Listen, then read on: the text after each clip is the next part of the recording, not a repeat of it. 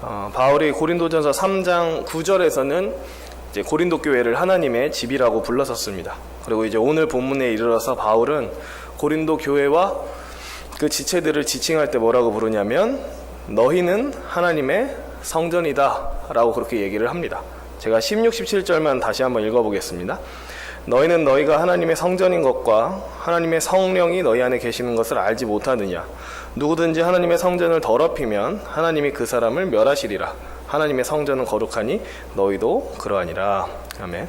이제 바울이 여기서 알려줍니다. 뭘 알려주냐면 왜 고린도 교회는 하나님의 성전이라고 불릴 수 있는가. 그 근거는 이제 16절에서 말하는 것처럼 고린도 교인들 안에 하나님이 계시기 때문에 그랬습니다. 누가 계시느냐라고 한다면 삼위일체 하나님 가운데 세 번째 위격이신 이제 성령 하나님이 고린도 교인들 각 사람 가운데 거하시기 때문에 그들을 성전이라고 부른다라고 얘기를 합니다. 그러니까 과거 이스라엘 백성들이 만들었던 성막이나 또 솔로몬이 지었던 웅장한 건축물이 성전이 될 수 있었던 이유는 이스라엘 백성들이 만들었던 장막이나 솔로몬의 건축물 그 자체가 굉장히 신령하고 영험했기 때문에 그게 성전이라고 불린 것은 아닙니다. 그 건축물 자체가 대단해서 성전이라고 불린 것이 아니라 하나님께서 그 건축물을 구별하셔서 그곳을 자신의 임재의 처소로 삼으시고 그곳에 거하시고 그곳에서 자신의 백성들을 만나기로 하셨기 때문에 거기가 성전이 되는 겁니다. 그러니까 뭘 아시면 되냐면 성전이라고 하는 건물을 지어 놓으면 거기에 하나님이 오시는 게 아니고요. 하나님이 거하시는 그곳이 성전인 겁니다. 하나님 이것은 성전으로 만들었습니다. 어서 오시죠가 아니라 그러니까 그렇게 만들어 놨어도 하나님이 그곳에 거하시지 않으면 거긴 성전이 아닌 겁니다. 성전을 성전으로 만드는 가장 주된 요인은 하나님이 그곳에 거하시느냐 거하시지 않느냐입니다. 그러니까 하나님이 거하시면 그냥 별 볼 일 없는 초가집도 성전이 될 수 있는 거죠. 그런 이유로 고린도 교인들 안에는 하나님이 거하시기 때문에 성령님께서 거하시기 때문에 교회 공동체, 그 고린도 교회 공동체 역시 하나님의 성전이라고 불릴 수 있는 겁니다. 그들이 건물이 아니잖아요. 그냥 사람이고 인격체지만 하나님이 거하시기 때문에 인격체인 성도들도 당연히 하나님의 성전이다라고 얘기를 합니다. 이어서 17절에서 바울에서 이런 얘기를 합니다. 이제 좀 풀어서 얘기하자면 고린도 교인들이여 여러분은 하나님이 거하시는 거룩한 성전입니다. 그러니까 여러분이라고 하는 그 인격체가 성도들이 하나님의 거룩한 성전입니다. 또 계속해서 이런 식으로 얘기를 합니다. 성전은 하나님을 위해서 거룩하게 구별된 곳이고 거룩한 용도로 존재하는 곳이기 때문에 만약에 누군가가 그 성전을 악용하거나 그 성전을 더럽히면 그 사람 역시 하나님에 의해서 멸망당할 것입니다 라는 식의 얘기를 합니다. 그러니까 바울이 갑자기 왜 이런 얘기를 하는가? 계속 얘기를 해보자면 그러니까 누군가가 하나님의 성전인 고린도 교회와 그 교인들을 더럽히거나 그들을 멸망시키려 한다면 그들이 건드린 것이 하나님의 성전이기 때문에 그 하나님의 성전을 건드린 자 역시 하나님에 의해서 멸망당하게 될 거란 얘기입니다. 그러니까 좀 무서운 얘기를 하고 있는 겁니다. 누군가가 감히 하나님의 성전을 건드린다면 거룩한 하나님의 성전을 멸망시키려 한다면 하나님이 그 사람을 가만히 내버려 두지 않을 것이다 라는 얘기를 합니다. 근데 갑자기 왜 바울이 이런 얘기를 하는가? 지금 사실 바울이 계속 어떤 특정한 문제를 계속 얘기하고 있는데요. 그건 뭐냐면 고린도 교회에 존재하는 분열의 문제를 계속 얘기하고 있습니다. 제가 항상 매주 월요일마다 말씀드리고 있다시피 고린도 교회는 자기가 각자가 추종하는 사역자들에 따라서 교회가 나뉘어져 있었고 각자가 좋아하는 사역자를 따라서 서로 다투고 대립하고 있었습니다. 근데 바울이 말하고 싶은 건 이겁니다. 지금 여러분이 사역자를 쫓아서 팔을 나누고 교회 안에서 분열하고 싸우고 있는 그 모습이 바로 뭐냐면 하나님의 성전인 교회를 더럽히고 멸망시키려 하는 시도와 같다라고 얘기하는 겁니다. 여러분이 하고 있는 행동을 잘 보십시오라고 얘기하는 겁니다. 여러분은 지금 여러분이 좋아하는 사역자를 따라서 쪼개져서 서로 대립하고 싸우고 있는데 그게 단순한 일이 아니라 하나님의 성전인 교회를 어지럽히고 더럽히고 멸망시키려 하는 매우 악한 시도입니다 라고 얘기하는 겁니다. 바꿔 얘기하면 이 말을 하고 싶은 겁니다. 여러분이 계속해서 그런 악한 모습, 분열의 모습을 교회 안에 계속 갖고 있으면 하나님의 성전을 회파시키려 한 악한 시도를 한 것이기 때문에 하나님이 여러분을 가만히 내버려 두지 않을 것입니다 라고 되게 엄하게 얘기하는 겁니다. 그러니까 언제 하나님의 성전인 교회 공동체가 더럽혀지는가? 언제 하나님의 성전인 교회 공동체가 그릇된 모습으로 어그러지는가? 그것은 간단합니다. 하나님의 성전인 교회를 이루고 있는 성도들이 하나님께서 기뻐하시지 않는 삶과 행실에 빠질 때 하나님의 성전인 교회는 더럽혀집니다. 각 성도들이 하나님께서 기뻐하시지 않는 세상적 가르침을 그대로 흡수해서 교회 안에 끌고 들어올 때 하나님의 교회는 더럽힘을 받게 됩니다. 그러니까 이게 이런 겁니다. 당시 세상적 가르침에는 자기가 좋아하는 스승을 따르고 그 외에 다른 스승들이나 다른 선생들은 이렇게 배척하는 게 되게 자연스러운 문화였습니다. 그러니까 고린도 그 지역 안에서는 내가 따르는 스승만 잘 섬기고 그의 업적은 높이 돼 그 외에 다른 교사들이나 스승들의 업적은 무시하고 그의 가르침은 멸시하는 게 당시 고린도 지역에 성행했던 당연한 모습이었습니다. 그리고 고린도 지역에 사는 사람들은 그러한 것이 이치에 맞다라고 생각했고, 고린도 지역에 사는 모든 고린도 사람들은 원래 내 스승을 섬기기 시작하면 그 외에 다른 교사들은 배척하는 게 가장 맞는 거구나, 그게 지혜로운 거구나 라고 그렇게 생각을 했습니다. 근데 문제는 이제 계속 말씀드렸지만 그 세상에서나 통할 법한 얘기를, 세상에서나 인정해줄 법한 그런 모습을 교회 안에 그대로 가져왔다라는 거죠. 그래서 그들이 했던 것은 자기가 좋아하는 사역자를 쫓아서 그 사역자만 추종하고 그 외에 다른 사역자들은 배척하는 모습을 보인 겁니다. 바울이 그 얘기를 계속 하고 있습니다.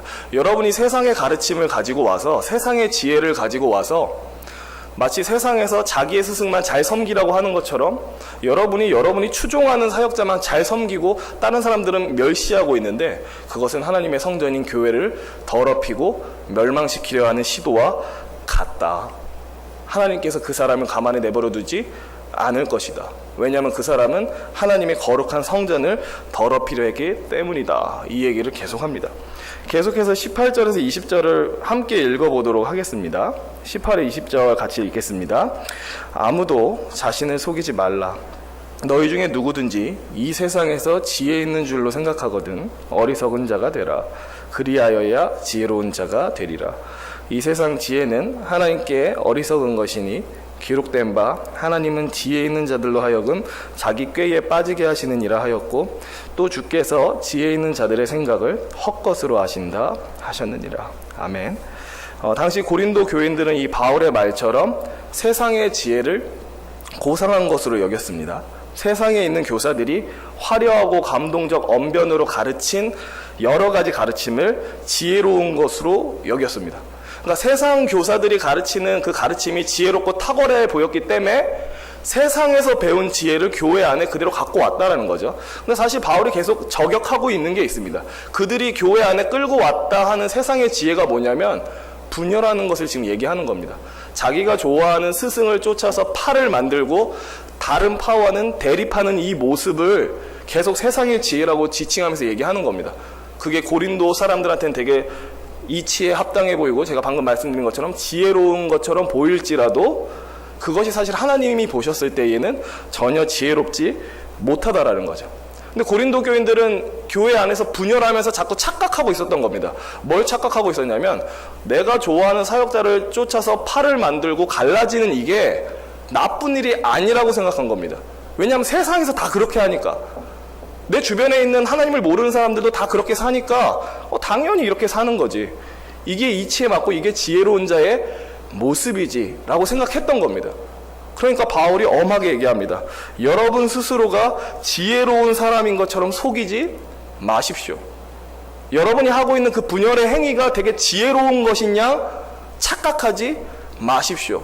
그게 세상에서나 지혜로워 보이지 교회 안에서 하나님이 보셨을 때는 조금도 지혜로운 것이 아닙니다라고 지금 이 18절에서 20절에서 얘기하고 있습니다.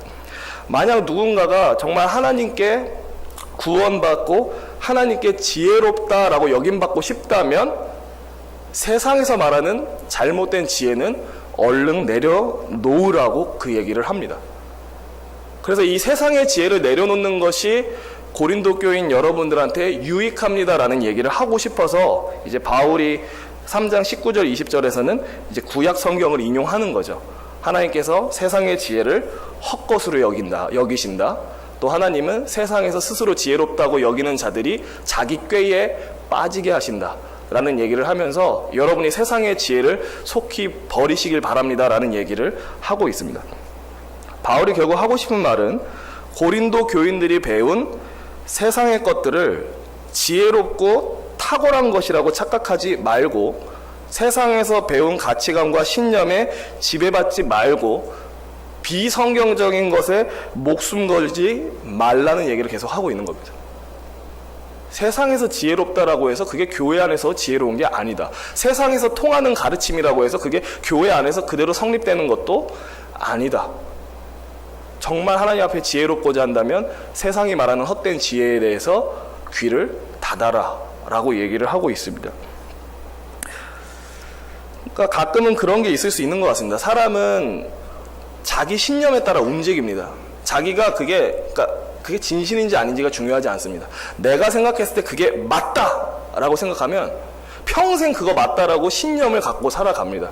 그러다 보니까 예수 믿고 신앙생활하는 사람들 중에서도 뭐라 해야 될까요? 자기만의 신념을 끝까지 고집하는 사람들이 있습니다. 흔히 개똥 철학이라고 하는 그런 신념을 고수할 수가 있습니다. 예수를 믿게 되어도 믿기 전에 갖고 있었던 그런 생각들이나 세상에서 배웠던 것들이 탁월하다라고 생각해서 그걸 끝까지 버리지 않고 교회 안에 그대로 갖고 들어오려고 하는 사람들이 있습니다. 그것은 항상 우리가 경계해야 되고 우리가 언제든지 부드러운 마음을 가질 필요가 있습니다. 나는 항상 살아오면서 이게 맞다라고 생각했는데 어느 날 성경을 통해서 배워보니까 내가 맞다라고 생각한 이게 틀린 거였다는 걸 알면 이걸 얼렁 포기하고 버릴 수 있는 그런 부드러운 마음을 성도들은 가질 필요가 있습니다. 분명히 내가 갖고 있는 신념과 성경이 가르치는 바가 충돌하면 내가 가진 신념이 져야 되는데 성경이 이겨야 되는데 참으로 사람들이 어리석게도 성경이 이기는 게 아니라 내가 갖고 있던 신념이 이길 때가 있습니다. 제 안에서도 그런 문제가 일어날 수 있고요. 모든 믿는 자들 안에서도 그러한 일이 일어날 수 있습니다. 그래서 항상 성도들은 부드러운 마음을 가지고 내가 뭘 옳다 그르다라고 생각하기 전에 하나님이 맞다라고 하시면 나도 그거 따르고 하나님이 틀렸다고 하시면 나도 그거 버리는 그런 부드럽고 온유한 마음이 항상 필요하다고 생각이 듭니다. 그리고 이제 계속해서 바울이 이제 21에서 23절에서 얘기하는 바가 있습니다. 제가 한번 읽어보겠습니다. 그런즉 누구든지 사람을 자랑하지 말라. 만물이 다 너희 것임이라. 바울이나 아볼로나 게바나 세계나 생명이나 사망이나 지금 것이나 장래 것이나 다 너희의 것이요 너희는 그리스도의 것이요 그리스도는 하나님의 것이니라. 이게 사실 딱 읽으면 이게 갑자기 왜 바울이 만물이 고린도 교회 교인 여러분들의 것입니다. 이 세상에 존재하는 모든 것이 다 성도님들 것입니다. 라는 얘기를 왜 하는 거지? 라는 생각이 들 수 있는데요. 이거 설명하자면 이렇습니다. 지금 바울이 얘기하고 싶은 거는 고린도 교회 지금 여러분들이 특정한 사역자를 내 것인 양, 특정한 사역자만 추종하고 그 사람만 좋아하는 모습을 보이고 있는데 그게 어리석다라는 얘기를 하고 있습니다. 제가 계속 얘기를 해보겠습니다. 일단 바울이 말하는 만물이 너희의 것이다. 바꿔 얘기하면 이 세상에 존재하는 모든 것이 하나님의 백성인 하나님의 자녀인 여러분의 것입니다. 라는 말의 의미는 뭐냐면 일단 이 세상의 만물은 믿는 자들의 소유 이전에 누구의 소유입니까? 이 세상에 존재하는 것을 갖고 계신 분이 누구시죠? 그것은 다 알다시피 하나님이십니다. 하나님이 이 세상 모든 만물의 소유주이십니다. 합당한 소유주이십니다. 근데 그 하나님께서 이 모든 만물을 어떻게 다루시냐면 이 모든 만물을 사용하셔서 자기 백성들, 그러니까 하나님의 구원받은 자들의 유익을 위해 만물을 사용하신다라는 겁니다. 이 세상 모든 만물을 잘 사용하셔서 자기의 선택한 구원받은 백성들을 위해 그것들을 이용하신다라는 겁니다. 그럼 하나님이 성도의 유익을 위해서, 하나님의 백성의 유익을 위해서 사용하는 만물에는 뭐가 있는가? 일단 여기서는 그걸 말해주고 있습니다. 사역자. 고린도 교인들이요, 여러분들에게 찾아와서 말씀을 전해주었던 여러 사역자들은 하나님께서 여러분에게 주신 만물 중 하나입니다. 그 얘기를 하는 겁니다. 이 세상 모든 만물을 갖고 계신 하나님이 그 만물을 사용하셔서 고린도 교회 여러분들에게 유익을 주고자 하시는데, 그 만물 가운데는 뭐가 들어있냐면 여러 사역자들이 들어있습니다. 하나님이 그 여러 사역자들을 통해서 여러분에게 주고 싶어하는 유익은 뭐냐면, 여러분에게 복음을 바르게 가르치게 해서 영적 성장을 이루게 하고 영적 유익을 얻게 하기 위해서 하나님이 여러분에게 사역자들을 선물로 주셨습니다. 근데 여기서 바울이 얘기하고 싶은 건 이겁니다. 특정한 사역자만 여러분에게 준 게 아니라 바울이든 게바든 아볼로든 모든 사역자 전체를 다 그냥 여러분한테 선물로 주셨습니다. 이 얘기를 하는 겁니다. 그러니까 고린도 교인들한테 이렇게 생각하라는 겁니다. 여러분이 마치 여러 사역자 중에 나는 게바만 소유하겠어. 게바만 내 거. 여러 사역자 중에 바울만 내 거. 여러 사역자 중에 아볼로만 내 거. 이렇게 생각하고 서로 팔을 나누고 갈라지는데 그렇지 않다. 게바나 아볼로나 바울이나 다 여러분의 공동 소유이다. 특정한 사역자만 여러분 개인의 소유인 것처럼 그 사람만 독점하려고 하고 그 사람만 따라가려고 하고 그 외의 사람들과 쪼개지는 일을 하지 말라. 어차피 모든 사역자는 다 여러분의 것이고 공동 소유인데 왜 이 3명 중에 한 사람만 자기 것인 양 서로 싸우고 있느냐라고 얘기를 하고 있는 겁니다. 어차피 다 여러분 거다. 모든 사역자는 다 여러분의 유익을 위해서 하나님이 통째로 선물로 주신 사람들이다. 근데 왜 굳이 팔을 나누느냐? 다 여러분의 것인데 왜 굳이 일부만 여러분의 것인 양 서로 갈라지고 있느냐라고 얘기를 합니다. 그리고 마지막에 바울이 얘기를 합니다. 만물이 여러분의 것이고, 그러니까 우리의 아버지 되신 하나님께서 이 세상 만물을 사용하셔서 우리의 유익을 주시고, 그것뿐만 아니라 궁극적으로 여러분은 예수 그리스도와 성부 하나님의 소유입니다 라는 말로 끝냅니다. 그러니까 바울이 얘기하고 싶은 건 그럼 그겁니다. 계속 고린도 교인들이 자기가 좋아하는 그 사역자를 따라서 갈라지고 자기가 좋아하는 사역자만 자랑하고 높이니까 교회의 중심은 사람이 아니라 하나님이시고, 여러분이 자랑해야 될 대상은 여러분이 좋아하는 사역자가 아니라 하나님이시다라는 얘기를 자꾸 하고 싶은 겁니다. 그러니까 교회의 문제는 다 여기서 일어납니다. 교회의 중심이 누구신가, 또 우리가 누구의 소유인가를 잊을 때 일어납니다. 교회 안에서 분란과 분쟁이 일어나는 가장 큰 이유 중에 하나는 교회가 하나님의 소유다, 교회 공동체 전체가 하나님의 것이다라는 것을 잊을 때 그런 문제가 생깁니다. 예를 들면 이런 거예요. 어떤 분이 이 건축물을 지을 때, 교회 예배당을 지을 때 뭐 벽돌이 5,000장이 필요한데 2,000장을 자기 돈으로 했다라고 합시다. 근데 이제 이런 오류에 빠집니다. 내가 이 건물을 짓는데 무려 2,000장의 벽돌을 했기 때문에 이 건물의 주인은 나다. 이 건물의 상당한 높은 퍼센테이지는 내가 소유하고 있다. 마치 막 투자자들이 내가 이 회사 주식 많이 갖고 있으니까 뭐 내 말을 들어라 라고 하는 것처럼, 내가 이 교회 예배당 짓는데 많은 공헌을 했으니까 사실 이 건축물 내 거야, 이런 식으로도 오해할 수 있다는 거죠. 하나님의 것인데 내 것이다라고 오해할 수가 있습니다.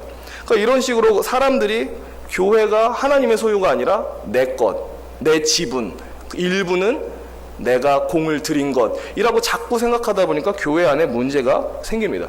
자기를 자랑하거나 다른 사람을 자랑하는 문제가 자꾸 생깁니다. 하지만 다 아시다시피 교회는 사람이나 뭐 사람의 공적을 자랑하는 그런 하찮은 것을 자랑하는 공동체가 아닙니다. 교회는 절대적으로 영광스러운 하나님만을 자랑하는 공동체입니다. 그분만을 중심으로 두고 우리가 그분의 소유라는 것을 항상 자각해야 되는 그런 공동체입니다. 말씀을 마치겠습니다. 특별히 두 가지를 위해서 같이 기도해 주셨으면 좋겠습니다. 이 교회가, 교회 공동체가 하나님의 성전이기 때문에 어떤 이 성전을 어그러뜨리거나 이 성전을 어렵게 만드는, 더럽히는 악한 가르침이 들어오지 않기를 항상 기도해 주십시오. 이 거룩한 이 하나님의 성전인 교회 공동체가 깨지거나 더럽혀지지 않기를 항상 기도해 주십시오. 그리고 동시에 너무나도 당연하지만 항상 우리 교회가 우리 교회의 소유권이 하나님께 있음을 인정하고 사람이 아니라 하나님을 자랑하는 교회가 되게 해달라고 기도해 주십시오. 특정한 사람의 혹은 그 특정한 사람의 어떤 업적을 자랑하는 교회가 아니라 하나님을 자랑하는 그런 교회가 되게 해달라고 기도해 주셨으면 좋겠습니다. 기도하겠습니다. 하나님, 우리 각 사람 가운데 임하셔서 우리를 하나님의 성전으로 삼으셨습니다. 그렇기 때문에 주님, 그 누가 뭐라고 하든 간에 이 교회 공동체가 거룩한 것임을 믿습니다. 그렇기 때문에 이 거룩한 하나님의 성전을 모든 더러운 것과 모든 악한 것으로부터 지켜 주시옵소서. 우리 또한 이 하나님의 성전을 지키는 일에 힘쓰는 자들이 되게 하시고 항상 깨어있는 생각과 또 온유한 심령을 갖고 하나님의 통치를 받는 그런 성전 되게 하여 주시옵소서. 무엇보다도 주님, 하나님께서 이 교회를 세우시고 성장시키실 때 사람을 사용했지만 그럼에도 불구하고 우리가 사람을 높이고 사람의 공적을 기리는 자들이 아니라 오직 이 교회를 이끄시고 세워가신 하나님을 높이고 하나님을 자랑하는 교회 되게 하여 주시옵소서. 그래서 이 교회 공동체를 통해 신월중부교회를 통해서 높임받고 드러나는 분은 사람이 아니라 항상 하나님이 되게 하여 주시옵소서. 감사드리며 예수 그리스도의 이름으로 기도합니다.